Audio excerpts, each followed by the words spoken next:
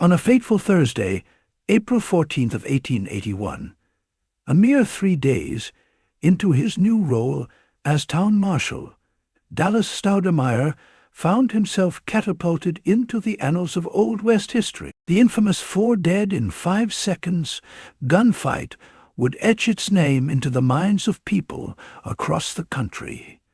From the bustling streets of San Francisco to the towering buildings of New York City, news of the confrontation spread like wildfire through the pages of the newspapers, captivating by tales of lawlessness and vengeance. The saga unfolded a mile south of El Paso, Texas, where the mighty Rio Grande cut a winding path marking the divide between the United States and Mexico. The air cracked with tension as a thundering herd of roughly 75 Mexican cowboys, armed to the teeth, thundered into the town. Their mission was very clear: to locate 2 missing compatriots, 2 men named Sanchez and Juarez. Stolen cattle had crossed the river into the hands of ruthless thieves.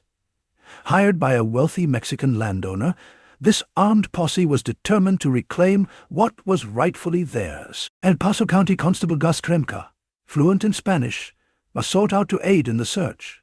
Driven by a sense of duty, Kremka agreed to lead the posse, venturing into the unknown. Their quest led them to the doorstep of a man named Johnny Hale, a ranch owner whose shadowy reputation as a cattle rustler whispered through the winds. The discovery of the lifeless bodies of 2 missing Mexicans near Hale's ranch sent shockwaves through the community, igniting a furious blaze of resentment and a thirst for justice. El Paso stood on the precipice, its streets teeming with a swelling crowd that included Johnny Hale, the accused cattle rustler, and his comrade, former town marshal, a man named George Campbell. Animosity and unease permeated the air as the American watched warily, fearing the explosive combination of armed Mexicans, consumed by grief and anger, demanded justice within the confines of their city. The stage was set for inquest, held in the solemn halls of justice. Constable Kremka, his voice a bridge between languages and cultures, stood as the interpreter, his role crucial in the quest for truth. The verdict reverberated through the chamber. The young Mexican cowboys, Sanchez and Juarez, had been innocent victims drawn into a treacherous web of stolen cattle. Their killers, the American cattle rustlers, Pavella and Stevenson, had boasted callously about their deeds, their words damning them in the eyes of justice. Formal charges were swiftly laid upon the accused, and they were taken into custody, awaiting their day in court. The tensions eased as the crowd dispersed, their thirst for retribution momentarily satiated. The armed Mexicans, their grief palpable, embarked on a sorrowful journey back to their homeland, carrying the lifeless bodies of their fallen comrades, ready to offer them a final resting place. But this tale does not end here. One of the most famous gunslingers of the Wild West, Marshal Dallas Staudemeyer, was in the courtroom that day. He was actually appointed as town marshal 3 days earlier, before this trial began, and he was the one thrown into the mix of this. With the court adjourned, Staudemeyer's thoughts turned to dinner, and he made his way across the street to a place called the Globe Restaurant, seeking a moment of respite amidst the chaos of the day. But fate had other plans in store for Dallas Staudemeyer. In a nearby saloon, Constable Kremka went in search of his rifle and pistol, unaware that a storm was brewing within the dimly lit confines of the establishment. A confrontation erupted between Kremka and George Campbell, ignited by remarks that Campbell was alleged to have made about Kremka's translations and his supposed friendship with the Mexicans. As tensions reached its peak, John Hale, heavily intoxicated and seething with anger over Kremka's involvement in the matter, seized the opportunity to make his mark. In a sudden, chaotic burst movement, he grabbed one of Campbell's pistols and bellowed. The gunshots echoed through the saloon, and Kremka reeled backwards, seeking support against a nearby saloon door. His hand instinctively reached for his own pistol, ready to defend himself. The thunderous sound of gunshots reached Marshal Dallas Dodmeyer's ears, jolting him from his diner chair. Without hesitation, he leaped into action, pulling his own pistols out as he sprinted into the streets, his heart pounding with adrenaline. But in a frenzy of movement, chaos reigned, and the line between friend and foe was blurred. Wildly firing his dual .44 Smith & Wessons, Dodmeyer's bullets found an unintended target, striking an innocent Mexican bystander who was running for cover. The tragic scene unfolded in a mere second as John Hale sought refuge behind an adobe pillar, peering out cautiously. But Dodmeyer's focus was unyielding, and with deadly precision, he took aim at Hale. A single shot pierced the air, finding its mark between Hale's eyes, ending his life instantly. The streets were stained with the blood of those whose path they'd crossed on this fateful day. Meanwhile, Campbell emerged from cover, pistol drawn, but seeing the lifeless body of Hale laying on the ground, he shouted to Dodmeyer that this was not his fight. Yet, amidst the chaos, Kremkal, grappling with a mix of pain and confusion, mistakenly believed that Campbell was responsible for his own wounds, and without hesitation, he fired at Campbell and shot him with devastating accuracy. The first bullet shattered Campbell's gun and broke his right wrist, causing him to drop his weapon. But in a bit of survival, Campbell scooped up his fallen pistol with his left hand, with his body pretty much racked in pain. Stodmeyer, now not tangled up with a deadly dance with Hale, whirled backwards towards Campbell and unleashed another shot, hitting him in the foot. The agony was unbearable, and Campbell clutched his stomach, collapsing to the ground. With chilling composure, Stodmeyer walked slowly towards Campbell, his eyes locked on his fallen adversary.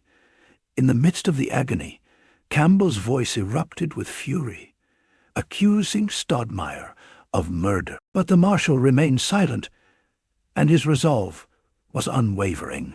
In the matter of just a few seconds, 4 men lay dead or dying, their lives intertwined in violence and vengeance. The streets were stained with the consequences of their action, and a silence fell over the scene.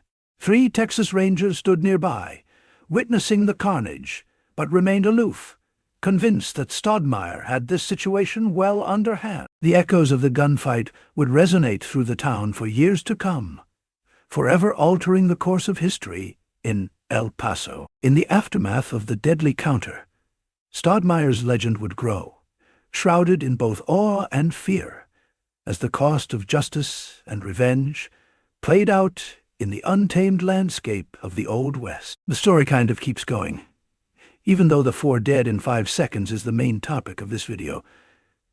But I want to give you all some background, or some continued story, because this story keeps going, unfortunately for all parties involved. So 3 days after the gunfight that left 4 men dead in the blink of an eye, a web of vendettas began to spin. James Manning, fueled by a deep hatred and burning desire for revenge, sought to settle the score. He approached former Deputy Marshal Bill Johnson, a man seething with rage from public humiliation, and with a twisted plan in mind, convince him to assassinate Dallas Stodmeyer. The night was heavy with darkness, as Johnson, the former deputy lawman of the Wild West, drowned in alcohol, concealing himself behind a massive pillar of bricks, clutching a loaded double-barrel shotgun. The voices of Dallas Stodmeyer and his brother-in-law, Stanley Doc Cummings, reached his ears, and his hands trembled with fear and fury. In a tragic twist of fate, Johnson, drunk-ass Johnson, lost his balance and fell backwards, accidentally firing both barrels into the air. Swift as lightning, Dallas Stodmeyer responded, unleashing a barrage of bullets that severed Johnson's testicles. The retribution was swift, and Johnson's life slipped away in a matter of minutes. Thus began a feud that would haunt El Paso for days to come. Stodmeyer, newly minted as a town marshal, found himself entangled in deadly encounters. 4 men lay dead.